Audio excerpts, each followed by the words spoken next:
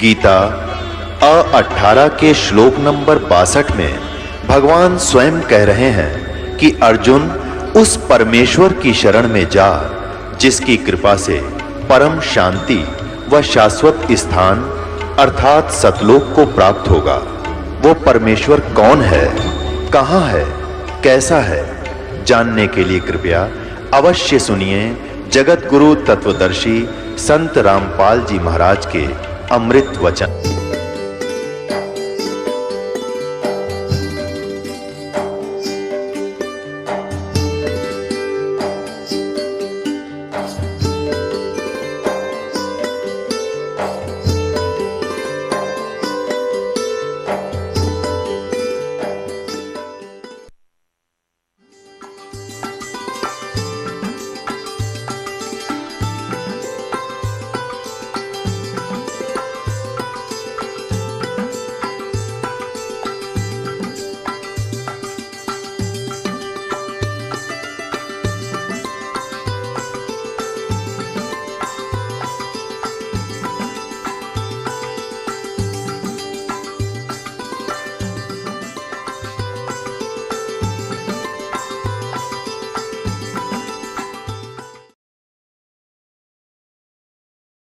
वह गाय प्रतिदिन दूध दिया करती थी और भगवान पिया करते थे। इस प्रकार परमेश्वर की परवरिश की लीला हुई। अब यहाँ पैरेलल आपको ये एक प्रमाण देना चाहेगा दास कि परमात्मा की पहचान क्या है। वेद हमारे हिंदू धर्म के एक सत्य वस्तु है, सत्य ज्ञान की वस्तु मानी जाती है कि उसमें जो लिखा है भगवान की यथार्थ महिमा है। तो जो वेद बताते हैं कि परमात्मा के बचपन में जो परवरिश की लीला कुंवारी गाय से होती है, वेद में लिखा है। और जिस भगवान ने ये लीला की है तो who is God, he is God, जो वेदों अनुसार जिसकी लीला है। अब थोड़ा सा प्रमाण देते हैं।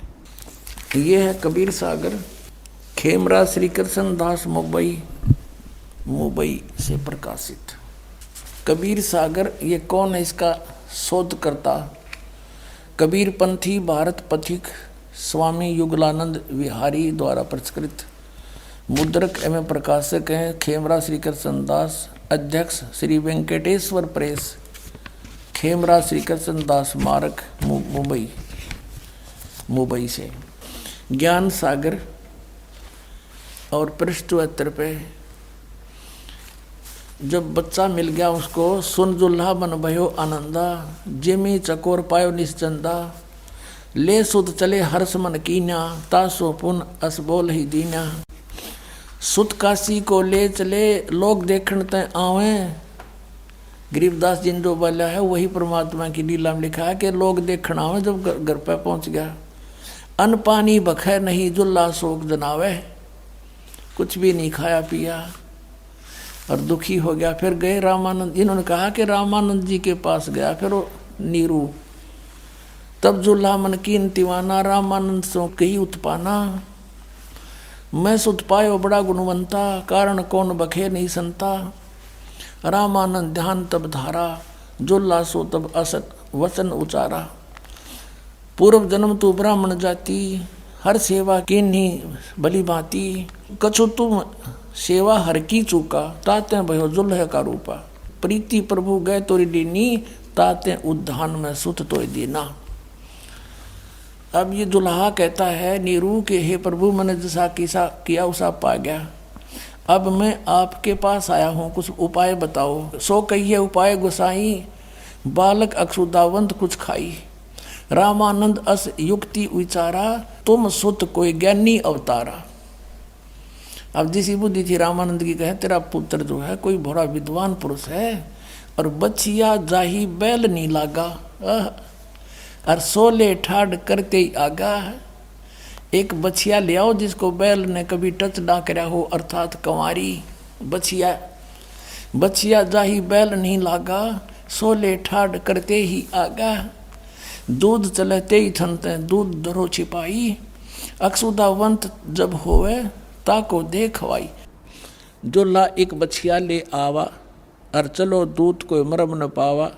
चलो दूत जो ला हरसाना, राख छिपाया कहो नहीं जाना। अब यहाँ देखो, दूध तब पीवत नाम कबीरा, और खेलत संत संग मत धीरा। अब यहाँ हम इतना ही लेंगे। अब इन्होंने कहा है कि चला दूत कोई मरम नहीं पावा। दूत कौन था? वो गरीबदास साहिब ने इसका अच्छा वर्णन दिया है। शिव उतरे शिव मंडल ते अवगत बदन विदोगे, मैं के बदन कमल खुशी हुए लिया ईस को गोद। अब पहले आपको थोड़ा सी सुनाते हैं। दूध न पीवे न अनभक है, गरीबदास जी की वाणी है। दूध न पीवे न अनभक है, नहीं पलने झोलनते, अदर अमान ध्यान में जो कमल कला फूलनते। कबीर परमात्मा कुछ खा पी नहीं रहे थे, और जैसे कमल का फूल, एक कमल के फूल में एक ऐसा गुण होता है, अब जैसे कमल किसी सरोवर में उग गया और किसी कारण से कोई दरिया नदी टूट जाती है और उसमें पानी भरना प्रारंभ हो जाता है और उसका सतर उठना शुरू हो जाता है, 1-2 घंटे में 2 फुट उठ जाता है जल, तो 2 फुट कमल साथ ही साथ बढ़ेगा। चाहे 10 फुट पानी चढ़ जाए वो साथ ही साथ बढ़ता चला जाएगा, यानी इतना स्पीड तो बढ़ता है। तो यहाँ उसकी तुलना की है कि परमात्मा कुछ खा पी नहीं रहे थे छोटे से बालक, और फल फूल ऐसे रहे थे जैसे कमल फूला करे, ऐसे स्पीड तय शरीर विकसित हो रहा था। शिव उतरे शिव पूरी से अवगत बदन विनोदे, मैं के कमल खुशी भये फिर लिया ईस को गोद। भगवान को गोद में ले लिया शिव जी ने। नजर नजर से मिल गई किया ईस परिणाम, धन मोमन धन पूर्णा ये धन काशी निकाम। शिव जी साधु रूप में खड़े हुए, दोनों की जब नजर मिली परमात्मा की और शंकर जी की, तब उस साधु रूप में उस माई से और नीरू और नीमा से कहा था शंकर जी ने कि धन है नगरी जहाँ ऐसे महापुरुष के चरण टिके। ये तो परम संत है, कोई वो समझ नहीं सके शिव जी वो भगवान है। 7 बार चर्चा करी बोले बालक बहने, दोनों की 7 बार चर्चा हुई। 25 दिन का बालक और बोला और आपस में बतलावे शंकर जी से। 7 बार चर्चा करी बोले बालक बहने, शिव को कर्मस्तक धरा ल्या मोमन एक धैन। मोमिन हे मुसलमान, सिर पर हाथ धर दिया शंकर भगवान ने उस नीरू का, और जा एक देनू ल्या, गाय ल्या कंवारी। अन ब्यावर को दूहत है दूध दिया तत्काले, पीवे बालक ब्रह्म गति ता शिव भय दयाले। अब ये तो आपको 250 वर्ष पहले, तो 280 वर्ष पहले लगभग गरीबदास जी ने उच्चतरार्थ की। 600 वर्ष पहले धर्मदास जी ने परमात्मा की महिमा को लिखा, कबीर सागर। अब दिखाता हूँ पवित्र वेद, इन पवित्र सदग्रंथ आपको दिखा दिए हैं। ऋग्वेद मंडल नंबर 9 और सूक्त नंबर 1 और मंत्र नंबर 9 में आपको प्रमाणित करते हैं कि वो परमात्मा जब शिशु रूप धारण करके आता है, उसके परवरिश की लीला कंवारी गायों से होती है। ये देखिएगा, ऋग्वेद मंडल नंबर 9 और 10 ये इकट्ठे हैं। ये कहाँ से छपा है? प्रकाशक है सार्वदेशिक आर्य प्रतिनिधि सभा, महर्षि दान भवन, रामलीला मैदान, नई दिल्ली से। और कौन इसके भाष्य करने वाले, अनुवाद करने वाले, और कहाँ से छपी है? मुद्रक है Prince offset printer, 1510 Pataudi house, Daryaganj, नई दिल्ली। ये देखिएगा, ऋग्वेद मंडल नंबर 9 और सूक्त नंबर 1 है ये, और इसका मंत्र नंबर ये 9 है। इसमें अभी अधन्या, अभी इमम अधन्या, उत्सृणति धेनव, धेनो माने गौवें, शिशु माने उस शिशु रूप में प्रगट परमात्मा को, सोम इंद्राय पातवे, सोम माने अमर पुरुष। अब इसमें क्या अनुवाद किया है कि उस सोम माने अमर पुरुष, यहाँ सोम माने इन्होंने, आप पे देखो ये ऋग्वेद मंडल नंबर 9 का सूक्त 1 का मंत्र 1 है। इसमें सोम शब्द है। सोम माने सोम स्वभाव परमात्मन, सोम माने परमात्मा, इन्हीं के शब्दों में। अब यहाँ लेते फिर आते हैं। अब हम ऋग्वेद मंडल नंबर 9 सूक्त 1 मंत्र 9 में आगे हैं। ये ऋग्वेद मंडल नंबर 9 सूक्त 1 और मंत्र 9, इसमें लिखा कि इम माने उस, सोम माने अमर पुरुष को, पुरुष माने परमात्मा, तो उस अमर परमात्मा को जो शिशु रूप में, शिशुम कुमार अवस्था में, बाल्य अवस्था में ही, अभी अधन्या, अभी माने पूर्ण, सब प्रकार से पूर्ण रूप से, अधन्या माने बिना दनाई, जो जिसको बैल ने टच ना किया हो, अभी अधन्या। हमारे यहाँ हरियाणा के अंदर हमारे यानी अक्षेत्रीय भाषा में यूँ कहा करते कि ये गायें बिना दनाई है, अधन्या। बिना धनाई माने ये इसको बैल ने टच नहीं किया है, सांड ने, और ये मतलब बिना धनाई है। तो यहाँ वही है अभी अधन्या। अभी माने पूर्ण, सब प्रकार से कंप्लीट इन ऑल रिस्पेक्ट, यानी कंवारी। अभी अधन्या माने कंवारी। ये देखिए, उस सोम स्वभाव, सोम माने अमर पुरुष को, शिशुम माने जो शिशु रूप में प्रकट होता है, उसकी अभी अधन्या, सब प्रकार से, अधन्या माने इन कर दिया अहिंसनीय, ये खा करनो अर्थ है इनका। दैनो माने गौवें, गौवें तृप्त करती हैं, ओए होए तृप्त करती है उस परमात्मा को। जो परमात्मा अमर पुरुष शिशु रूप धारण करके आता है, उनके परवरिश की लीला, ये समझो अभी अधन्या कंवारी गायों गौओं के द्वारा होती है, वो उसको तृप्त करती हैं। अब इससे क्या सिद्ध हुआ? परमात्मा ने जो लीला की 600 वर्ष पहले, वो आपको दिखा दी उनकी अमृत, उनकी लीला के अंदर। और उसके बाद जैसे तुलसीदास जी ने भगवान श्री रामचंद्र का इतिहास जीवनी लिखी बाद में, ऐसे ही गरीबदास साहिब को परमात्मा मिले थे, सचखंड लेकर गए थे, उनकी दिव्य दृष्टि खोल दी थी, उनका ज्ञान योग खोल दिया था। उसके बाद आदरणीय गरीबदास साहिब जी ने परमात्मा की वही महिमा बताई कि उन्होंने ऐसे लीला की। और वेद बताते हैं कि परमात्मा जब शिशु रूप धारण करके यहाँ आते हैं, एक लीला करते हैं, उस समय उनके परवरिश की लीला कंवारी गायों द्वारा होती है। Who is God? Kabir is God. बोलो सतगुरुदेव।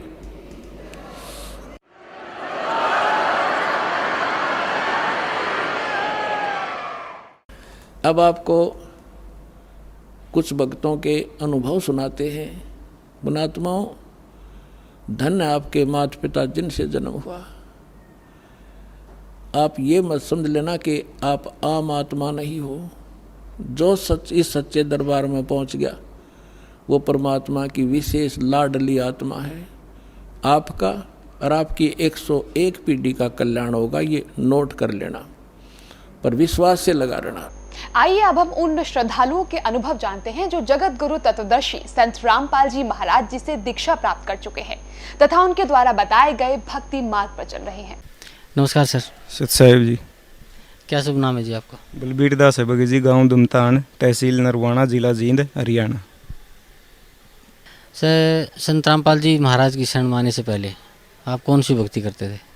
संत रामपाल जी महाराज जी की शरण में आने से पहले हम जो भी परंपरागत पूजाएं थी, परिवार से हमें परंपरा में मिली थी, जैसे सबसे पहले गांव में दादा खेड़ा की पूजा करनी। गांव में जो भी परंपरागत पूजाएं हमारी, दादा खेड़ा की पूजा या दादा श्यामी की पूजा या विष्णु के जितने भी रूप हैं, इन सभी की पूजाएं हम इससे पहले करते थे। तो सर, जो पूजाएं आप करते थे, परंपरागत पूजाएं आप कर रहे थे, उन पूजाओं का, उस भक्ति का आपको क्या लाभ मिला? उन पूजाओं का लाभ हमें कोई नहीं मिला, बल्कि उसकी बजाय नुकसान ज़्यादा हुआ। ये बात हमें बहुत बाद में समझ में आई, मालिक के ज्ञान के बाद। तब तो हम ये मानते थे कि कोई छोटे मोटा यदि कोई सुख हमें होता है कि वो सुख हमें उन पूजाओं से मिला, उस भक्ति से मिला, लेकिन बाद में पता चला उसका नुकसान ये हुआ। मैं लगातार 5-6 साल से दौरों से पीड़ित रहा, और पीड़ित भी इतना रहा कि प्रत्येक जगह में गए, हरिद्वार, ऋषिकेश, डॉक्टर आर के गुप्ता थे, अखबारों में भी उसकी आई थी, वो पकड़े गए बाद में, वो ड्रग्स मिलाते थे या ऐसा कुछ सुनने में आया। उससे मैंने दवाइयाँ खाई, कई साल, 4-5 साल खाई शुरू से, और रुड़की, सहारनपुर में और भी बहुत जगह हम गए, जगह जगह। ये इन पूजाओं का ही उल्टा परिणाम था, क्योंकि परमात्मा की शरण में आने के बाद हमें ये पता चला कि जो भक्ति हम कर रहे थे, जो साधनाएं कर रहे थे, वो तो सारी शास्त्र विरुद्ध थी। उनसे में लाभ तो कोई होना ही नहीं था, हमें तो नुकसान होना था बल्कि। और मेरी बहन थी बड़ी, उस बहन को प्रेत बाधा थी, वो लगभग 11-12 साल से पीड़ित थी। उसका बहुत इलाज करवाया, तो उसका कोई भी इलाज नहीं हुआ, वो भी बाद में यहाँ मालिक की शरण में आने से ही हम हुआ। तो पहले वाली जो पूजाएं थी उससे में लाभ तो कोई हुआ नहीं, बाद में पता चला। सर, संत रामपाल जी महाराज की शरण में आप कैसे आए? संत रामपाल जी महाराज जी की शरण में हम ऐसे आए कि मेरा बड़ा भाई है सबसे पहले जो मालिक की शरण जिसने ग्रहण की। हम आर्थिक रूप से बहुत परेशान थे। आर्थिक रूप से परेशान हम ऐसे हुए, वो गांव में दुकान चलाता था, और उस समय ऐसा था जो भी दुकान का जो काम था अच्छा होता था, और प्रत्येक 6 महीने में उधार से सिस्टम होता था, पीछे से उठाते थे, साख बनी थी अच्छी, और आगे सप्लाई कर देते थे। 6 महीने के बाद पूंजी आती थी, काम चलता था। तो ऐसे कार्य बहुत ज़्यादा था। उसका 8-10 लाख रुपए उसके सन 2005-6 के आसपास की बात है ये। तो उस समय वो गराई उसकी सारी मर गई, कोई पैसा वापस नहीं आया। तो इस टेंशन में वो उसने हिसाब लगाया। मेरे पिताजी ने पहले उसको ये इंस्ट्रक्शन दे दी थी कि जो उधार का कार्य तू कर रहा है ये अच्छा नहीं है हमारे लिए। हमारी तो इतनी ज़मीन भी नहीं है, 5-6 किले हैं। यदि आगे से कहना नहीं मानेगा, ऐसे देता रहेगा, तो कल को देना पड़ गया तो किले बेच कर तो दे देंगे, लेकिन दुकान नहीं करने दूंगा तेरे को। तो उस टेंशन में उसने शराब पीनी शुरू कर दी। घर वालों को नहीं बताया, पता था घर वालों को, उन्होंने भी कुछ नहीं कहा कि देखो अब कैसे संभालते हैं, अब कोई चारा नहीं है।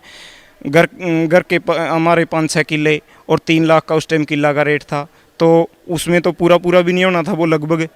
तो वो शराब लग गया पीने, सारे काम ठप हो गए, दुकान पर ग्राहकों ने आना बंद कर दिया, बिक्री होनी बंद कर दी।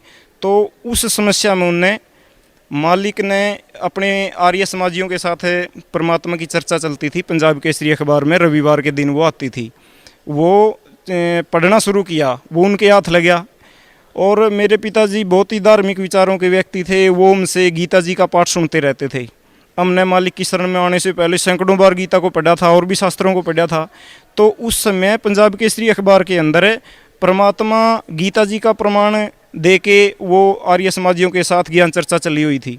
हमने जब उस लेख को पढ़ा, पवित्र गीता जी के, वो पढ़ा था हमने सारी, जो भी ज्ञान पता था, हाँ ये गीता जी के अंदर लिखा है सब कुछ। दोबारा से गीता जी को उठा के देखा तो सेम का सेम है, लेकिन वो ज्ञान हम पहले समझ नहीं पाए थे। वो मालिक की वो किस्त हमने पढ़नी शुरू करी, धीरे धीरे रुचि बनती गई। उन्होंने, बड़े भाई ने मेरे को भी दिखाया कि ये देखो हमने पढ़े हैं शास्त्र तो, लेकिन ये ज्ञान भक्तों के भी प्रमाण उसमें आते थे, और जो उससे पहले हम कर रहे हैं तो शास्त्र विरुद्ध है, इसका तो हमने लाभ कुछ नहीं होना, नुकसान होना है। और वो हमारे ऊपर भी वो बात पूरी थी कि हम बिल्कुल कर्ज के नीचे दब गए थे, कोई लाभ नहीं हो रहा था। तो वो धीरे धीरे पढ़ते पढ़ते उन भक्तों की ये आत्मकथा पढ़ के कि वहाँ जाने से परमात्मा लाभ देते हैं, सर्व लाभ देते हैं। वो निर्धन है तो उसको धन देते हैं, यदि किसी को और किसी भी प्रकार का दुख है वो भी उसका ठीक करते हैं।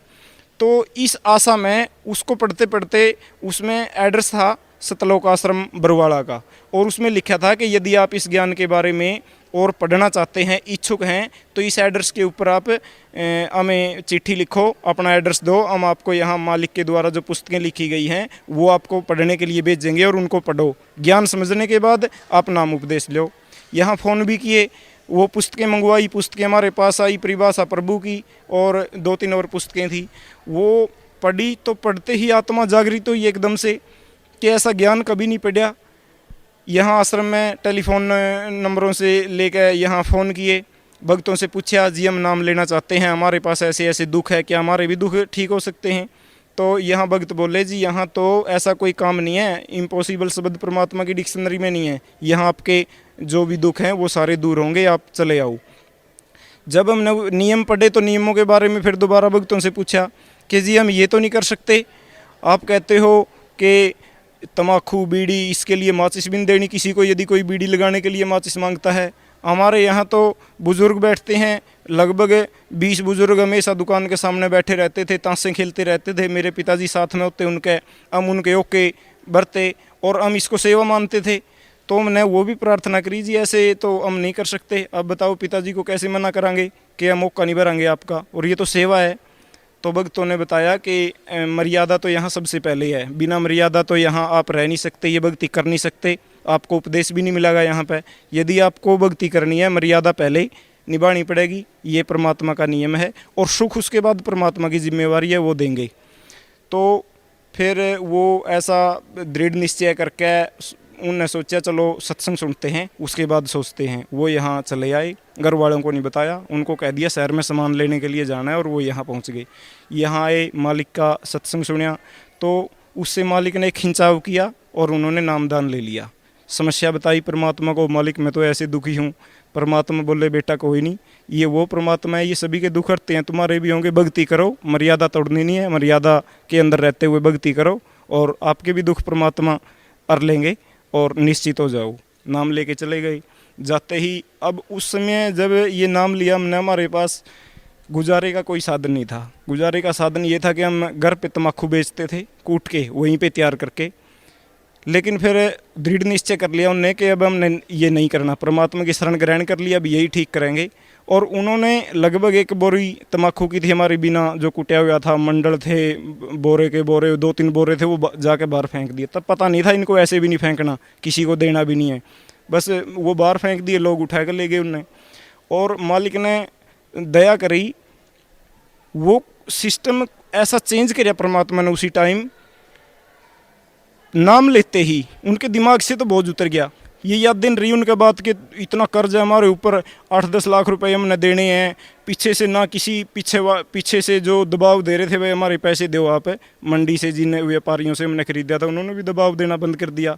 उन्होंने कहा भाई तुम बहुत अच्छे व्यक्ति हो और कोई नहीं, ऐसी कोई समस्या नहीं, आप देते रहो धीरे धीरे। परमात्मा ने इतना काम बढ़ा दिया, इतना काम बढ़ा दिया।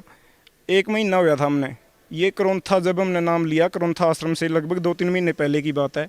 और उसके होने से पहले 4-5 दिन करोंथा कांड के होने से पहले हमारी बहन आई हुई थी वहाँ गांव में, वो प्रेत बाधा का शिकार थी बहुत ज़्यादा। तो उस वजह से वहाँ गांव में भी हमने इलाज करवाया उनका काफ़ी, कई साल वो आती रही। गोरखनाथ की चौकी पाई, वो बालाजी गए, वो हर एक जगह बट के। हमारे गाँव में एक बाबा हैं, वो बहुत तपे हैं, बहुत मानते थे हम उनको, भाई ये ठीक करते हैं, वहाँ से भी ठीक नहीं हुई। जब कभी नहीं हुई वहाँ, उस समय घर आने के बाद उनके वो प्रेत बाधा से पीड़ित होगी। और मालिक यहाँ जो अमृत जल का जो प्रसाद देते हैं वो शिष्य हमारे पास थी। जब वो पीड़ित हुई हमने उनसे बातचीत करी, मेरे बड़े भाई आए, उनने उससे कहा, वो चीखें लगी लगान, बिल्कुल गली का ऊपर घर है, तो सोचा भाई ये तो परेशानी होगी, लोग इकट्ठे हो जाएंगे। वो पास आए, उनने उनसे बातचीत करनी शुरू की कि आप कौन हो, इस लड़की से क्या चाहते हो, क्यों तंग कर रहे हो, आपको यदि कुछ करना है। अकेला मेरे भाई ने उस समय अकेले ले रखा था, 1 महीने के बाद की बात है। तो उनने कहा इस लड़की को क्यों परेशान कर रखा है, यदि आपने तंग करना है मेरे को कर लो। वो बोली उसके अंदर से कि नहीं आपको नहीं कर सकते हम तंग। क्यों नहीं कर सकते, बोले आपने तो उपदेश ले रखा है और उपदेशी को हम तंग नहीं कर सकते। ये कहते ही फिर उनको थोड़ा और दृढ़ विश्वास हुआ, भाई उपदेशी को आप तंग नहीं कर सकते।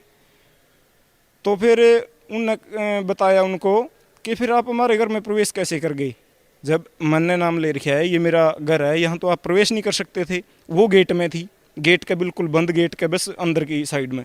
वो बोले हम आपके मकान के अंदर प्रवेश नहीं कर रखा हमने, हम तो गेट में हैं। और उसने वापस जाने की जिद कर ली थी उस दिन, लेकिन वो रोक ली थी ज़बरदस्ती। बोले इसने तो जाना था लेकिन आपने रोक ली, और मजबूरन बस हम आना पड़ा, नहीं तो हम तो बाहर थे और जाते समय इसके साथ चलते। तो हमारा ध्यान आई कि मालिक प्रसाद देते हैं, जल प्रसाद पिलाते हैं इसको। थोड़ा सा जल प्रसाद पिला दिया, पिलाते ही तुरंत निकल गई वो, उसके बाद नहीं आई। सभी इधर उधर हो गए, चलो भाई ये तो समस्या ख़त्म हुई। और उसको समझाने लगे भाई कल जाओ वहाँ करोंथा आश्रम, मुझे भी चाव था कि करोंथा आश्रम तो हमने देखा ही नहीं, यहाँ बरुवाड़ा में ही हमने नाम लिया था। तो मैंने कहा कि मैं ठीक है भाई, मैं सुबह जाता हूँ बहन के साथ और इसको नाम दिलाता हूँ। लगभग 10-15 मिनट के बाद दोबारा से उनको प्रेत बाधा दोबारा से फिर होगी। तो फिर वो उनसे फिर दोबारा उन्होंने चर्चा करी और उनको कहा कि ऐसा ठीक नहीं है, आप इनको तंग नहीं कर सकते और इनको ठीक है कल हम नाम दिला देते हैं, फिर क्या करोगे, और नहीं तो आपको इतने जूते पड़ेंगे, हमारे गुरुदेव आपको बख्शे नहीं। फिर वो फिर उसके बाद निकल गई, फिर नहीं वो दोबारा से आई। सुबह हम चले ट्रेन से, साथ में मेरी भाभी जी को भी पहले प्रेत बाधा थी, तो ये कह दिया उन्होंने कि सभी को दिलाओ भाई, तुम दोनों को ले जाओ अपने साथ में। मेरे दिल में एक शंका होगी कि सुबह 4 बजे जाना है ट्रेन से, और यदि रास्ता में प्रेत बाधा इनको होगी, 2 हैं मेरे साथ में बहन और भाभी, तो समस्या हो जाएगी। वो उस जल की शीशी मैंने साथ में ही रख ली थैला में कि ये बचाव करेगी। और रोहतक जैसे ही ट्रेन रुकने को ही फिर वो पीड़ित होगी प्रेत बाधा से, और चलते चलते ही उसके ढक्कन में ही मैंने डाल कर उसको दे दी, वो तुरंत ठीक। आश्रम में पहुँचे, नाम उपदेश लिया, और 4 दिन के तुरंत बाद ये करोंथा कांड हो गया। ये मालिक ने रजा करी अपनी उस आत्मा पे, नहीं तो बहुत परेशान होती। मालिक लगभग 2.25 साल अज्ञातवास पर रहे, और उसके आज तक 2013 तक आज तक उनको कोई प्रेत बाधा नहीं है, बिल्कुल वो स्वस्थ हैं और बिल्कुल ठीक है। उसका भी दुख परमात्मा ने ऐसे हरिया, और सबसे मुख्य बात तो ये है कि उनका जो दुख भी हरिया और एक ये मार्ग दे दिया परमात्मा ने अपना मोक्ष मार्ग। और इससे अलग भी जो मैं पीड़ित था, जितने भी हमारे और भी बहुत सी तो ऐसी पर्सनल बातें हैं हम दूसरे के सामने शेयर भी नहीं कर सकते उनको। परमात्मा की सिर्फ हमने एक समस्या जैसे ही आई, अपने मन ही मन एक ऐसे प्रार्थना करी परमात्मा से कि हे परमात्मा, ये तो बहुत गंभीर स्थिति होगी, ऐसी स्थिति में तो हम किसी को बता भी नहीं सकते, और ये तो सामाजिक दृष्टि से भी आर्थिक दृष्टि से भी बहुत मुश्किल हो जाएगी। जैसे ही प्रार्थना करी परमात्मा से, वो समस्या जो बिल्कुल हल होगी तुरंत। तो ये परमात्मा है, पूर्ण परमात्मा है, ये कबीर साहिब हैं, ये संत रामपाल जी महाराज जी के चौड़े में है, लेकिन है कबीर परमात्मा। और इनकी डिक्शनरी में इम्पॉसिबल शब्द तो है ही नहीं, असंभव कुछ नहीं है परमात्मा के लिए। परमात्मा कुछ भी कर सकते हैं। मालिक का ज्ञान सच्चा है, परमात्मा सच्चे हैं, और ये भगवान सच्चा है, इसमें हमने बिल्कुल भी कोई संदेह नहीं है। तो परमात्मा ने हमारे तो बहुत दुख रहे हैं, हम गुणगान नहीं कर सकते परमात्मा का इतने, क्योंकि कहते हैं परमात्मा कबीर परमेश्वर की वाणी है कि कबीर 7 समुद्र की मसी करूं और लेखनी करूं बंदराए, धरती का कागज करूं गुरु गुण लिखा न जाए। हम परमात्मा के गुणों का वर्णन नहीं कर सकते। तो ये मालिक का ये अनुभव हो या हमने हमारे जीवन में। सर, भक्त समाज को क्या संदेश देना चाहते हैं आप? पूरे भगत समाज को तो हम ये संदेश देना चाहते हैं कि आज ज़्यादातर भक्तों के साथ जो अभी जुड़े नहीं है मालिक से, किन्हीं दूसरे पंथों में फंसे पड़े हैं, उनके साथ समस्या ये है कि वो इस ज्ञान को सुनना ही नहीं चाहते। तो सबसे पहले तो उनको यही प्रार्थना है, जो भी सुन रहा है इस हमारे एपिसोड को, तो उनसे ये प्रार्थना है कि आप बिल्कुल निसंकोच होकर और बिना किसी का पक्ष लिए आप निष्पक्ष होकर इस ज्ञान को सुनो। बिना ज्ञान सुने तो आपको पता ही नहीं चलेगा सच क्या है झूठ क्या है। और ज्ञान सुनने से ये किसी को चिपट नहीं जाएगा कि ज्ञान सुन लिया तो ये ऐसा है, वो छूट नहीं सकते इससे। ज्ञान सुनो बिल्कुल विवेक से, धैर्य से। शास्त्रों मालिक प्रमाण देते हैं, बिना प्रमाण परमात्मा एक भी बात नहीं बताते। जो भी प्रमाण देते हैं आप उसका मिलान करो शास्त्रों से। और पवित्र गीता जी में लिखा भी है कि अर्जुन, तेरे लिए कर्तव्य और अकर्तव्य, करने और नहीं करने वाले जो कर्म हैं उनके लिए शास्त्र ही प्रमाण है, और तो है ही नहीं कोई। संत तो यदि हम मानने तो संत तो इतने हैं, हम किस पे विश्वास कराएंगे? क्योंकि अर्जुन ने पूछा, कहा भी है जी संत तो बहुत है यहाँ पे, बड़े बड़े महामंडलेश्वर है, किसकी करूँ पूजा? तो उसके लिए शास्त्र ही प्रमाण है। और जो परमात्मा सतमंत्र देते हैं उनका प्रमाण देते हैं परमात्मा। पवित्र गीता जी में लिखा है, ओम तत्सत इति निर्देश ब्राह्मण त्रिविध समर्थ है, कि उस पूर्ण परमात्मा की यदि भक्ति आपने करनी है, यदि मोक्ष प्राप्त करना है, तो उसका तो 3 मंत्र का 3 विधि से सुमरण करने का मंत्र है। तो भगत समाज के लिए यही संदेश है कि परमात्मा की जो भक्ति है वो बिल्कुल प्रमाणित है, शास्त्रों में प्रमाणित है पूरी तरह से। आप इन प्रमाणों को देखें, परमात्मा का सत्संग सुनें बार बार, और इससे सच्चा ये जो मानव जीवन है हमारा बहुत ही दुर्लभ है। परमात्मा कहते हैं कि ये मिले ना बारंबार, ये बार बार नहीं मिलता। तो जितने भी जहाँ भी फंसे पड़े हैं किसी भी, परमात्मा ने सभी संतों का जाड़ा दे दिया, प्रोजेक्टर के ऊपर उनके प्रमाण दिए जाते हैं। मालिक कुछ भी किसी की ना तो निंदा करते, और जो कहते हैं वो स्पष्ट कहते हैं। चोर को चोर कहना बिल्कुल निंदा नहीं होती। यदि कोई चोर कहता है कि हमारी निंदा करता है, तो फिर निंदा की परिभाषा परमात्मा बताते हैं, फिर वो जानते नहीं। तो भगत समाज को ये बिल्कुल निष्पक्ष होकर इस ज्ञान को सुनो, और फैसला फिर आपको ही करना है। किसी के ऊपर मालिक बिल्कुल नहीं थोपते, अपनी मर्जी से आओ। यहाँ आने वाले जो भगत हैं वो आते हैं जो दुखी हैं। ज्ञान भी, और परमात्मा कौन है, कैसा है, किसकी भक्ति करनी चाहिए, हमें तो कुछ भी पता नहीं था, ये भी परमात्मा बताते हैं। परमात्मा कौन है, उसकी भक्ति कैसे करनी चाहिए, ये भी परमात्मा बताते हैं। जब हम यहाँ जुड़े नहीं थे, हमने तो कभी सपन में भी नहीं सोचा था कि कबीर साहिब भगवान हो सकते हैं, और परमात्मा ने सिद्ध कर दिया। पवित्र बाइबल में, पवित्र कुरान शरीफ के अंदर, पवित्र गीता जी के अंदर, चारों वेदों में, पवित्र गुरु ग्रंथ साहिब जी के अंदर लिख रखा है। मालिक ने नाम भी लिख रखा है, कबीर करीम तू बेअब परवरदिगार। पवित्र गुरु ग्रंथ साहिब के अंदर लिख रखा है। उस कबीर परमात्मा की जाति भी लिख रखी है कि फाई सूरत मुलुकी वेश, ए ठगवाड़ा ठगी देश, खरा सियाणा बोता बार, दानक रूप रया करतार। कि मेरा वो परमात्मा वो दानक रूप में आया, और उसका नाम कबीर है। कबीर करीम तू बेअब परवरदिगार। और नानक जी ने अपने शब्द में लिखा है, वाह वाह कबीर गुरु पूरा है, वाह वाह कबीर गुरु पूरा है, पूरे गुरु की मैं बली जावा, जाका सकल जहूरा है। परमात्मा ने किसी भी शास्त्र को नहीं छोड़ा। पवित्र यजुर्वेद में प्रमाण दे रखा है कि वो परमात्मा कैसे आता है, और उसकी अक्षमता कितनी है। कि यदि ऋग्वेद के अंदर परमात्मा दिखाते हैं, बताते हैं प्रमाण कि यदि मृत्यु के बिल्कुल निकट चला गया है, यदि रोगी हो गया है गंभीर, और जीवन उसका नाश होने वाला है, या यमलोक में भी चला गया है, तो मैं तेरे को 100 साल की उम्र भी दे दूं भक्ति के लिए, वहाँ से यमलोक के द्वार से भी छुड़ा लाऊं तुझे, और आयु प्रदान करूं भक्ति के लिए। तो ये परमात्मा सक्षम है। यहाँ बिल्कुल भगत समाज को निष्पक्ष होकर फैसला लेना चाहिए। वो एक बार इस ज्ञान को देखो, परमात्मा जो ज्ञान देते हैं, जो शास्त्रों के प्रमाण दिखाते हैं, उनको देखो। और जहाँ वो जुड़े हैं, जो परंपरागत पूजाएं करते हैं, जैसे ज़्यादातर हमारा हिंदू समाज विष्णु जी की पूजा करता है, लेकिन हमारे शास्त्र जो मैं पैंस भक्ति का पवित्र गीता जी में लिखा है कि जो इन तीनों गुणों की पूजा करते हैं, त्रिगुणी माया के द्वारा जिनका ज्ञान आ जा चुका है, ऐसे परमात्मा ने 4 उपमा दे दी उनको, राक्षसी स्वभाव को धारण किए हुए और दूषित कर्म करने वाले, मनुष्यों में नीच, मूर्ख लोग, मुझे भी नहीं बजते अर्जुन। तो बताओ, अब ये फैसला भगत समाज खुद कर सकता है। यदि गीता जी में इन 4 को इतनी घटिया उपमा दे रखी है, राक्षसी स्वभाव है उनका, जो ब्रह्मा विष्णु और शिव की पूजा करते हैं, और मनुष्यों में सबसे नीच और मूर्ख हैं वो, और दूषित कर्म करने वाले। तो जो इन देवी देवताओं की पूजा करते हैं, उनकी स्थिति क्या है, वो भगत समाज खुद फैसला कर सकता है। हम और जो पूजाएं करते हैं, ये पितर पूजा, जो देवी देवताओं की पूजा, इसका तो कहना ही कुछ नहीं। पवित्र गीता जी में स्पष्ट दे रखा कि देवताओं को जो पूजते हैं, देवताओं के लोक को चले जाते हैं। सिर्फ ये प्रतिफल है। जो पितरों को पूजेंगे, पितरलोक को, जो भूतों को पूजते हैं, वो भूत बन जाते हैं।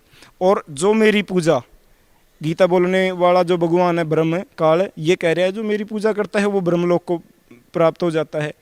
लेकिन ब्रह्मलोक तक भी सब पुनरावृत्ति में है, यहाँ भी मोक्ष नहीं मिलेगा। हमें सिर्फ ब्रह्मलोक को चले जाएंगे, जितना समय है वहाँ व्यतीत करने के बाद फिर 1,84 में आना होता है। तो परमात्मा प्रमाण देते हैं। परमात्मा कुछ भी बिना प्रमाणों के नहीं कहते। हमारे शास्त्रों में जब लिखा है, यदि हम उसके खिलाफ भक्ति करते हैं, उसके विरुद्ध, शास्त्र विरुद्ध साधना करते हैं, तो ये प्रेत योनि, पितर योनि, ये इनको हम प्राप्त होंगे, और हमारा जो ये मनुष्य जन्म है ये बेकार चला जाएगा। तो सभी भगत समाज से मेरी यही प्रार्थना है कि संत रामपाल जी महाराज जी ने जो ये मार्ग चलाया है, और परमात्मा का ये मार्ग बिल्कुल प्रमाणित है। आप इसको सुनो और इसको ग्रहण करो। आपके इस जन्म के जो दुख हैं वो भी दूर होंगे। यदि आप गरीब हैं, या शारीरिक रूप से दुखी हैं, या आपको किसी भी प्रकार का दुख है, वो भी दूर होगा, और आप मोक्ष प्राप्ति भी करोगे। जो सिर्फ ये एक ही जगह है यहाँ पूरी सृष्टि के अंदर, 21 ब्रह्मांड के अंदर, जहाँ पे मोक्ष प्राप्ति हो सकती है। नहीं तो ये ज्ञान किसी के पास नहीं है, इसकी तो बनक भी नहीं थी हमें कि ऐसा भी हो सकता है, और परमात्मा ने सिद्ध कर दिया। और उस सतलोक को यदि प्राप्त करना है, उस धाम को, तो यहाँ आओ संत रामपाल जी महाराज जी की शरण में। जैसे हम आए हैं, लाखों लोगों के दुख दूर हुए हैं, तो आपके भी दुख दूर होंगे, और वो सनातन परम धाम, वो सतलोक प्राप्त होगा आपको, और मोक्ष हो जाएगा। जी धन्यवाद, आपको बहुत बहुत धन्यवाद। धन्यवाद सत साहिब। नमस्कार सर। सत साहिब भगत जी। क्या शुभ नाम है जी आपका? अमरदास। सर कहाँ से आए हैं आप? यूपी ललितपुर से। सर संत रामपाल जी महाराज से नाम उपदेश लेने से पहले आप कौन सी भक्ति करते थे? मैं बजरंगबली की भक्ति करता था। जो भक्ति आप बजरंगबली जी की करते थे, उस भक्ति से आपको क्या लाभ मिला? मुझे बजरंगबली की भक्ति से कुछ लाभ नहीं मिला। सर संत रामपाल जी महाराज की शरण में आप कैसे आए? मेरे गांव से और भक्त लोग जुड़े हुए हैं यहाँ पे सतलोक आश्रम में। तो वो पहली बार यहाँ पर आए थे, तो मुझे एक ज्ञान गंगा पुस्तक दी गई थी, तो मैंने उसको पढ़ के और उनको गालियाँ भी दी थी। जो भगत जी यहाँ से किताब ले गए थे, उनके लिए मैंने गालियाँ दी थी। मैंने कहा उस पर जैसे बताया था कि किसी की पूजा नहीं करनी है, किसी के पैर नहीं पड़ना है। तो मैंने समझा कि ये बहुत कठिन मार्ग है और हमारे भगवानों के लिए छुड़ा रहे हैं। तो मैंने भगवान यहाँ पर परमात्मा के लिए गाली भी दिया था। फिर इसके बाद में मुझे समझ में आया 1-2 दिन बाद कि मैंने बहुत बुरा किया। अपने आप में समझ में आया। रात को कभी कोई कुछ बोलता, कोई कुछ और बोलता, सपने में कुछ ऐसे ख्याल आते रहते थे। तो फिर मुझे मन में ऐसी भावना हुई कि चलो सतलोक चलना चाहिए, गालियाँ दे के। तो फिर मेरे पास पैसे नहीं थे, तो मैंने दुकान वाले को अपना मेरा मोबाइल था वो एक्सटेल का था, तो 27 रुपये का आया था। तो मैंने उसके लिए गिरवी रखा मोबाइल को और 1000 रुपये में लेके आया यहाँ पे। तो मेरा आते आते 500 रुपये यहाँ तक का खर्चा हो गया, और यहाँ से 500 रुपये फिर खर्चा हो गया। इधर से गया नाम लेके, तो 500 रुपये खर्चा हो गया मेरा। फिर इसके बाद में मैं अपने ललितपुर पहुँचा ज़िला में, तो मेरे पास एक भी रुपये नहीं बचा था, ना मोबाइल उठाने को बचा था और ना कहीं से आता था पैसा। तो एक ऑटो में गया मैं, हमारा बस स्टैंड पड़ता है रेलवे स्टेशन से। तो मैंने सोचा कि मेरे पास तो पैसा नहीं, तो कोई ना कोई तो दे देगा। तो ऑटो वाले ने मेरे से पैसा भी नहीं मांगा, और ऑटो वाला वापसी मुझे बस स्टैंड पर छोड़ के भाग आया। तो वो जहीं से टैक्सी, वो जो ऑटो थी वो भागी, और मुझे वहाँ पर 1000 रुपये का नोट मिला। तो मेरे पास में मतलब और भगत लोग भी थे। तो मैंने उनसे पूछा ये तुम्हारा नोट तो नहीं किसी का? तो फिर मैंने पूछा कि वो टैक्सी वाले का गिर गया होगा। तो टैक्सी वाले से वहाँ पर थोड़ी देर में वहाँ पर आता जाता रहता था वो। तो वो टैक्सी वाला आध घंटे में फिर आया, तो उससे पूछा गया कि तुम्हारा 1000 का नोट तो नहीं गिर गया? तो बोलता है मेरे पास नहीं है कोई 1000 का नोट, और ना ही मेरा गिरा है। तो फिर हमें समझ गया कि इस बंदी छोड़ सतगुरु रामपाल जी महाराज की कृपा मेरे ऊपर हो गई है। तो जब से मैं समझ गया कि भक्ति मार्ग सही है। इसके बाद में मेरे घर वाले मेरी पिटाई करते थे, बोलते तू सतलोक क्यों जाता है, ऐसा वैसा छोड़ दे, किसी का पैर नहीं पड़ता है, ये करता है वो करता है। तो मुझे मारते थे वो लोग, अभी भी मारते हैं फिर भी। लेकिन मैं जैसे कुआं है हमारा, तो मैं कुआं पे रहता हूँ। तो वहाँ पे कुआं में जाके और एक छोटा सा झोपड़ी बनाया था, तो उसमें रहता था। तो मेरे लिए एक दिन घी ख़त्म हो गया, देसी घी की खड़ी जोत जलाते हैं ना। तो मैंने सोचा कि चलो परमात्मा, अब यहाँ पर कहाँ मेरे पास पैसा है नहीं, और मैं खड़ी घी की जोत कैसे जला पाऊँगा। तो मैंने सोचा चलो मीठा तेल लाता हूँ। तो मीठा तेल लेने के लिए गया, लेने के लिए जा रहा था। तो शाम को एक बुढ़ा आया, हमारे गांव का एक बुढ़ा है, उसकी शक्ल में परमात्मा संत रामपाल जी महाराज ही आए वो। तो उन्हें मुझसे बोलते बेटे तेरे घर वालों ने घी भेजा है और तू उधर कुआं पे रहता है, तो ये तेरे लिए जोत जलाने के लिए घी चाहिए ना, तेरे घर वालों ने बोला है मुझसे। तो मैंने कहा ठीक है भगत जी। मैंने उनको बोला, मैंने ठीक है दादाजी, ये घी मतलब घर वालों ने भेजा है, ठीक है। तो मेरे लिए मैं इतना करके अपना भक्ति मार्ग में लग गया, अपना जोत जलाने के लिए अंदर चला गया झोपड़ी में, और वो भाग आया बुढ़ा वहाँ से। मैंने देखा वो भक्ति करते, फिर मैं घर गया खाना खाने के लिए। वहाँ पर पूछा मैंने, तुमने घी भेजा था? बोलते हमने नहीं भेजा। तो फिर मैं समझ गया कि बंदी छोड़ रामपाल जी महाराज जी ही आए थे, मैं उनके लिए नहीं छोड़ सकता, चाहे मेरे प्राण कोई ले ले या कुछ भी हो जाए। अभी भी मेरे घर वाले मुझे पीटते हैं, डांटते हैं, फिर भी मैं नहीं छोड़ूंगा। मेरी आप और जितना भी भक्त समाज है, मैं से यही विनती करना चाहता हूँ कि जो भी है ये परमात्मा है, कोई समझे या ना समझे, मैं अच्छी तरह से समझ गया। क्योंकि कोई गालियाँ दे के परमात्मा के पास आता है क्या? कोई नहीं आता है। मुझे परमात्मा मिले, मुझे सच्चा मार्ग बताया और मैं उनका साथ नहीं छोड़ने वाला, क्योंकि मैं तो समझ गया हूँ ये परमात्मा है। और भक्ति मेरी आगे ऐसे ही बढ़ती रहे। और परमात्मा के मालिक से यही बोलूँगा कि आप अपनी रजा मेरे ऊपर ऐसे ही बनाए रखेंगे, बस मैं ऐसे ही अपना जीवन व्यतीत कर लूँगा। सत साहिब भगत।